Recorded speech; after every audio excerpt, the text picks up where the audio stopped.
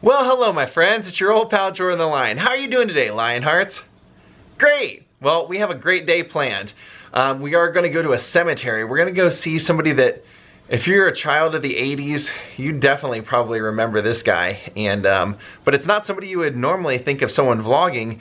And then we're going to go see the world's largest basket and maybe a couple of other things. It's going to be a pretty interesting day. Plus, I want to mail out some things.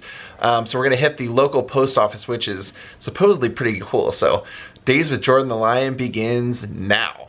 Hi. Hi. Look at that. Seth still has the drum head on his wall that he made for my band. He did the artwork for that. Alright, we're going to go hit the post office and mail out some James Dean souvenirs I picked up. Check out the bag I picked up to put all my mailers out in. Great bag, huh? I love to support those museums.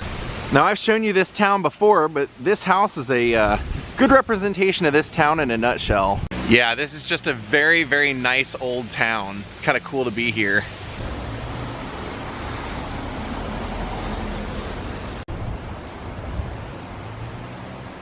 Whoa! Look what's out in front of Taco Dan's. All right, let's get this done.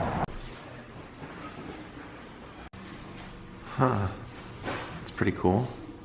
What a great library.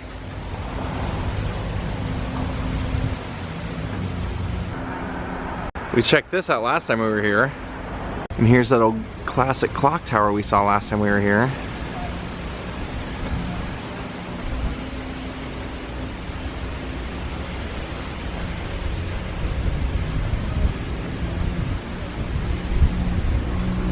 Alright gang, all the mail is out. Let's head out of here.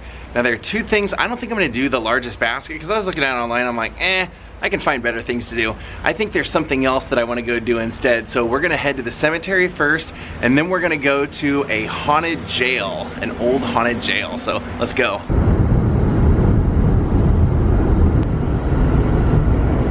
Look at that statue. That's awesome. Birthplace of William T. Sherman, but that's not who we came to vlog. All right, we've made it. I went in and asked for help because I figured it was going to be kind of tricky to find. And she said that a lot of his family are actually buried here, so it's a good thing I asked. Well, we did in fact find it. Right down here on the end is who we came to visit today. The name immediately may not strike you as someone that you recognize, but Paul David Graff was a character actor who, I mean, I've seen him on MASH, I've seen him on the A-Team, but what I know him most for, and what you'll probably know him most for, is he played the lovable Eugene Tackleberry on Police Academy. Now, Tackleberry was kind of like this crazy, over-the-top, Dirty Harry type character. He always had the biggest gun. When they went to do any kind of training drills, he overdid it in every way. He was like almost like Rambo when they were doing firing practice. He's out rolling around on the ground and shooting people in the face, and just a hilarious character. I mean, in fact, one of my favorite moments, actually a couple of my favorite Police Academy moments were one of the times was when they did the Citizens on Patrol program, and he got paired up with the senior citizen woman, and when he went to pick her up, she was like all into the military. And I remember that scene where she looks at his gun and she says, "Hey Tack, why don't you let me squeeze off a couple of rounds of that?" Or that scene where the woman can't get her quarter out of the telephone, the payphone, and so he grabs the phone and says, "This is Officer Tackleberry. Please relinquish this woman's quarter."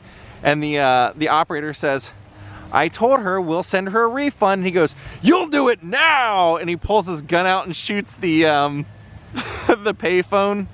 Guy was such a funny actor. He was just like, he nailed the facial expressions to a T, and he was just so lovable. I mean, I remember when he finally, you know, one of the movies, he's telling Mahoney in a bar that he's a virgin, and like the bar gets quiet when that happens, but he ends up falling in love. He gets teamed up with a woman partner, and he's not cool with it. He's kind of sexist, but in a lovable way, because he's kind of like, he's not aware in his world that, you know, a woman can hold her own, and he ends up not only seeing that she can, but he ends up falling in love with her and eventually marrying her in the series.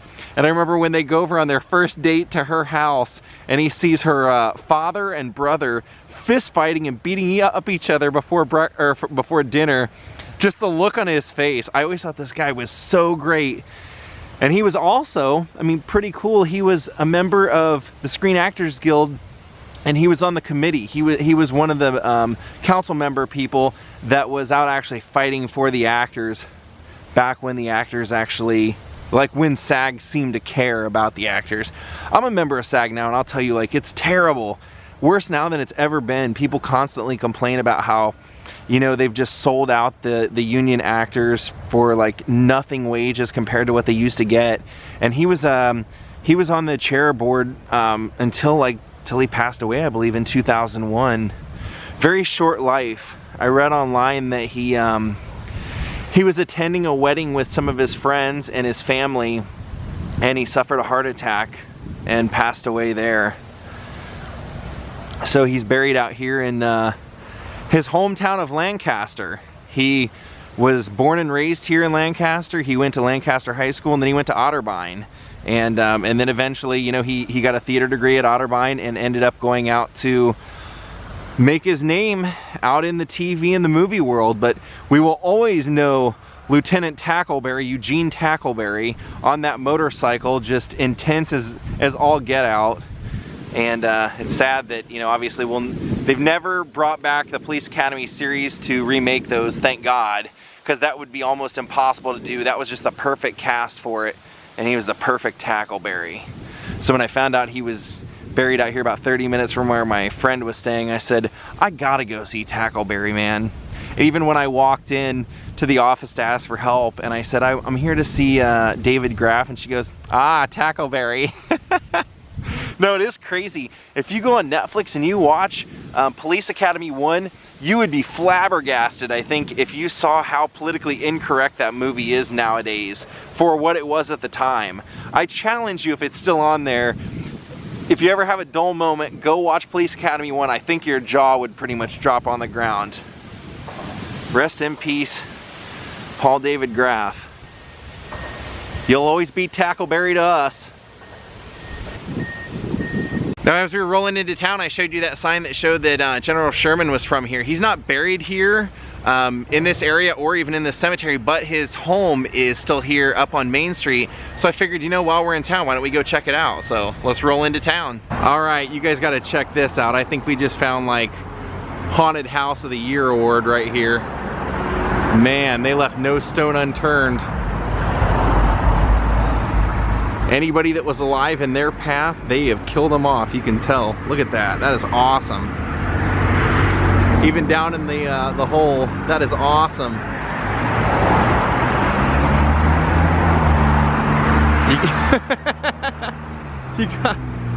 Wow. Now this is what really blew me away.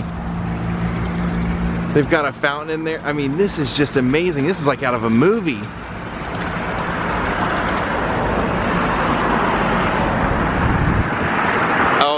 The Frankenstein monster.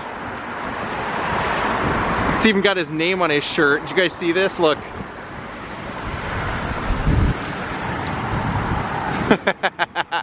And then even up on the roof. Look, there's like a guy in a bucket up on the roof. Well, that first landing, anyway. Heck yeah, dude. Well done. I mean, all the way down to the skulls with the bubbling blood coming out of it. Whoever owns this place should totally be proud. It says enter if you dare up on the flag. Yeah, you guys did a great job here. I mean, I even had to pull the car over. I drove by and I was like, what's that? That one ain't bad at all. Wow, take a look at the mural. That's great. Now look at this metal tree right here. The Tree of Life is what it's called. And then right over here is a big mural.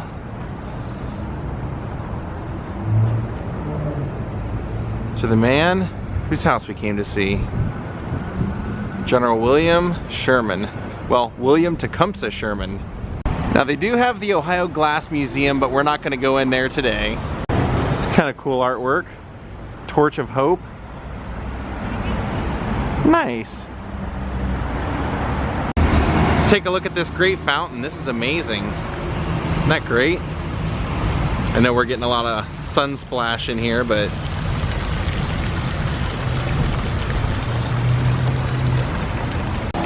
nice.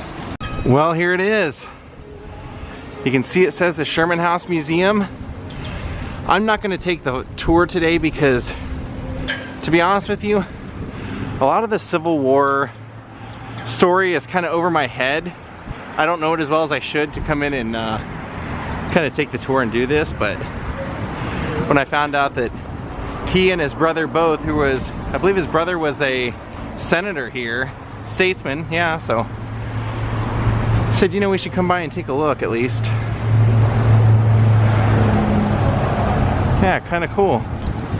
He was a Union general who was known for not only his military strategy, but they said he was also known for just being completely cutthroat against the Confederates. Take a look at that.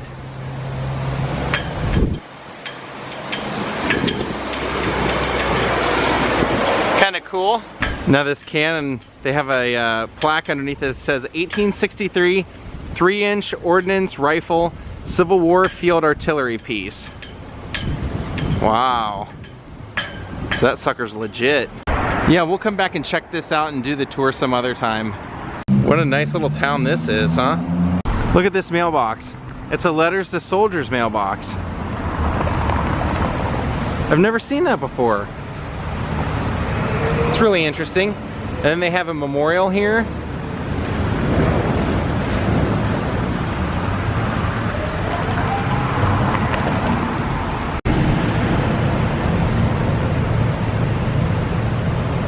Then take a look at this statue over here.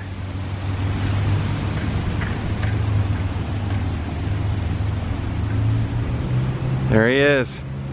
General William Tecumseh Sherman. 1820 to 1891, he was a famous Civil War general. His brilliant military strategy was the major force to end the Civil War and preserve the Union. Commanding General of the United States Army from 1869 to 1883. It's pretty cool that he was born in this town.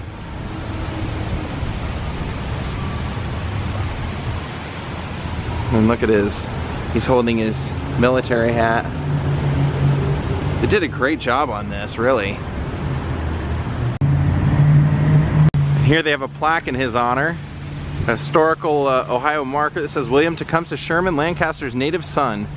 Civil War General William Tecumseh Sherman was a 4-star military genius. He played a major role in the Union victory during the Civil War as a brilliant commander and grand strategist who revolutionized war by incorporating psychological and economic warfare into his military tactics, culminating with the famous March to the Sea through Georgia. In retrospect, he declared, "War is hell," honoring an allegiance to the United States Constitution. He fought to preserve the Union. His self-written epitaph was, "Faithful and honorable." Let's see what it says on the other side. It says it's continued. And this side has all of his military achievements, which I didn't know, or actually technically I guess called military appointments. 2nd Lieutenant, a West Point graduate, 1st Lieutenant, Colonel of the 13th U.S. Infantry, Brigadier General U.S. Volunteers, Major General of the U.S. Volunteers, Brigadier General of the U.S. Army, Major General of the U.S. Army, Lieutenant General of the U.S. Army, and General in 1869. Wow, that would have been under Ulysses S. Grant. And here's another cannon. Wow. Yeah, we'll definitely have to come back and do the museum tour. I just don't, I don't have quite the time to do it today. And like I said, I don't quite understand enough of all of his contribution to go do it and fully appreciate it at this time, I think. Now I'm heading out to a place called Licking County, named after its salt licks. Well, gang, I just made a phone call and I have fantastic news to tell you guys about. There was something that I really have wanted to vlog, and they don't allow photos or anything in the inside, but I told them that my sole purpose is to promote their museum and to let more people know about it, and so they've agreed to allow me to do it. It's gonna be amazing. I'll tell you about it when we park.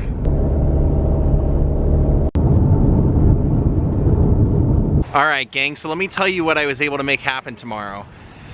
In Cadiz, Ohio, that's where Clark Gable was born. And there's a house there that he was born in that is now a Clark Gable museum. It's not even on Roadside America, which is where most people look to find things to do when they travel.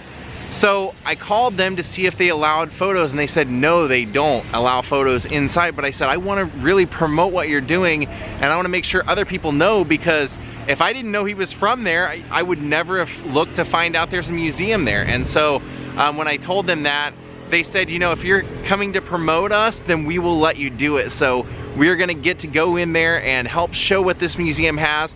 I'm gonna get them put on Roadside America, and hopefully more people other than me that love the history of Clark Gable and seeing his mementos will now know it's there, and maybe you'll be prone or motivated to go check it out yourself. So come back tomorrow for that. Now we made it to the haunted old Licking County Jail.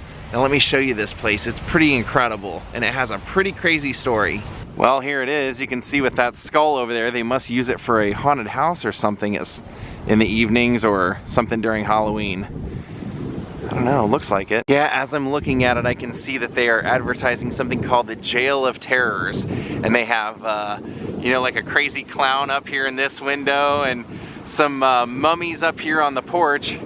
But this was originally the county jail, and this was built back in the days when the sheriff still lived on the property. So the front of this place was actually the sheriff's living quarters, all 3 floors. Now there's actually like a 4th floor in the back, and what they said was that the women would be on 1 floor and that the men that they housed here would be on the other 3 floors. Now when it was originally constructed, it was done by an architect named Yost, who's really well known for doing a lot of stuff out in this area, one of which being some of the buildings at Ohio State campus. Now, what they said was that I believe this was built in the 1800s. We're gonna walk over here. They actually have a historical marker sign, but the reason they say this is haunted is because they said in its time, when it was a jail, 4 different sheriffs suffered heart attacks while living here in the sheriff's quarters. They said there were multiple suicides, even a lynching. And so it's always been known as a, not only a haunted place, but it's also architecturally maybe one of the most beautiful in the area. So they never had a reason to get rid of it, you know, even with its haunted history. Now on one side of the historical marker, it says that, you know, it was designed by J.W. Yost, a renowned Ohio architect. The jail's first opened for use in 1889. It's a Richardsonian Romanesque structure costing $120,000 to be built. It was constructed of pink sandstone. Wow, yeah, I guess it was, wasn't it? It says known as brownstone, which was quarried near Millersburg. The front 3 levels were built to house the families of the sheriff and the jail matron. Yep. And then it said Sheriff Andrew Crilly was the first to occupy the sheriff's quarters when the jail opened. The rear portion of the building was used as the incarceration of male and female prisoners on separate floor. 32 cells. It would hold up to 68 prisoners in a minimum of an 8x8 cell. It says, however, a number of people were housed here, and the jail was the last used for incarcerations in 1987. Now on the other side of it has our haunted history here I was telling you about. It says, July 8th, 1910 was a dark day in local history.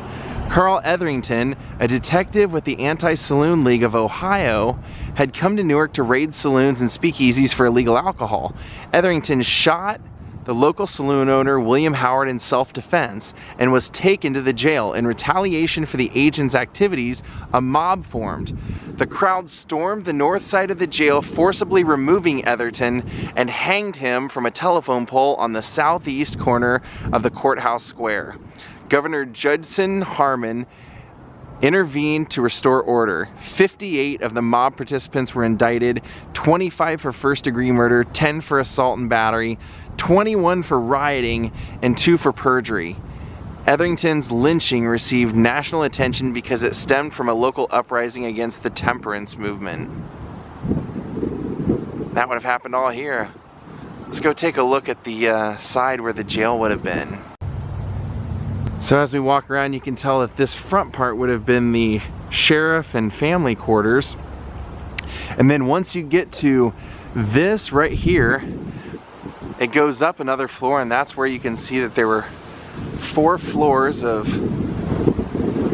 jail cells. And here's actually one of the old cell pieces, as well as if you look at the door over there. And then here's a memorial for Carl Etherington. Wow. Look at that. Beaten and hanged from a telegraph pole. So they would have dragged him out through here and then into the square over there. Now they do conduct tours here, like haunted tours telling the history of this place, but because of the haunted house, it's not open today. So I'm gonna walk us over to where that southeast corner of the square was and see if there's any kind of plaque or anything, because it's actually literally just 1 block up here where that hanging would have happened. Wow, check out this old Art Nouveau style National Bank. It's pretty cool. I feel like I'm in Budapest again. So here's our town square. Wow, what a great courthouse. Look at that. The gold dome and everything. That is amazing. Obviously the southeast corner would be down here. And I'm thinking that this memorial stone over here might be to him. No, it's the 10 Commandments. We're in Newark right now. That's what it's called. Newark, Ohio. Couple of older ladies here enjoying a conversation. Pretty detailed statues. Look at that, all the way down to the brooch and everything. She's got her handbag right here next to her. Now, one rule of thumb I live by: if you go somewhere that has a Mark Twain statue, you sit with it. Now, do you see this? It says, "Placed here in honor of our friend Hal Holbrook, who has done more than anyone to keep Mark Twain's memory alive and philosophy alive, October 25th. Do you guys know who Hal Holbrook is? He was an actor. He was in, well, he was in Fletch. He was in, I remember him from like Designing Women. He had a pretty good career. And that's a pretty good statue of Mark Twain, right? Just sitting right here on the this bench right in the corner of town. Yeah, we're just sitting here talking about life. Now this is a really cool memorial. I didn't even know this was here, but I'm glad that I just saw it so I can include it. This is for John Lincoln Clem, the drummer boy of Shiloh. Says, born August 13th, 1851 in Newark, Ohio. A 10-year-old orphan, he enlisted in the Union Army, being assigned to the 22nd Michigan Regiment, decorated for valor at Shiloh, Pittsburgh Landing, and Chickamauga, commissioned 2nd by President Grant. Wow. And also, Hal Holbrook obviously is known for portraying Mark Twain in a lot of stage productions, and he actually went to Denison University, which is over in Granville, where I'm staying. Now I think it's time to head out of here and go see Ja. Here's a picture of a boat docked in downtown Newark on the old Ohio Canal that I ran through here. And this mural is a bunch of kids playing on that frozen canal in the wintertime. This is a mural depicted from some of the old pictures they found. There he is! He's always hanging out with somebody. Well, we're making dinner up here and got the taco night going.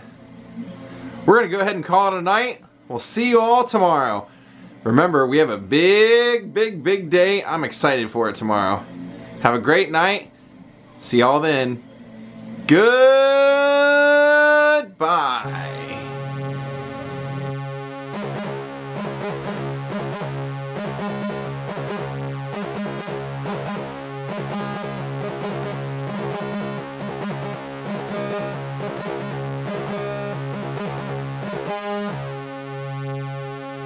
Mm-hmm.